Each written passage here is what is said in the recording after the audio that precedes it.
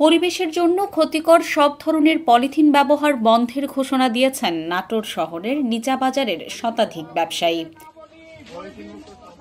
বৃহস্পতিবার সকাল থেকে নিচাবাজারে পলিথিনে কোনো পণ্য ক্রয় বিক্রয় না করার ঘোষণাও দেয়া হয়। এজন্য বাজার কমিটির পক্ষ থেকে ৫,০০০ পলিথিনের বিকল্প প্লাস্টিকের ব্যাগ বিতরণ এবং ৩টি পয়েন্টে বসানো হয়েছে মনিটরিং সেল। সকাল ১০টায় নাটোরের নিচাবাজার ব্যবসায়ী ইউনিটের আয়োজনে আর নয় পলিথিন, সুন্দর রাখি পরিবেশ এই স্লোগান নিয়ে নিচাবাজারের ব্যবসায়ীরা ভোক্তা ও ব্যবসায়ীদের সচেতন করতে র্যালি ও প্রচারাভিযান চালান।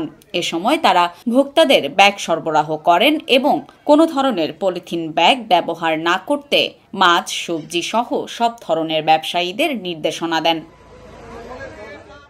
প্রচারাভিযানে নিচাবাজার ব্যবসায়ী ইউনিটের সভাপতি সাইফুল্লাহ জুয়েল, সাধারণ সম্পাদক রাশেদুল শাহ সহ অন্যান্য নেতারা অংশ নেন।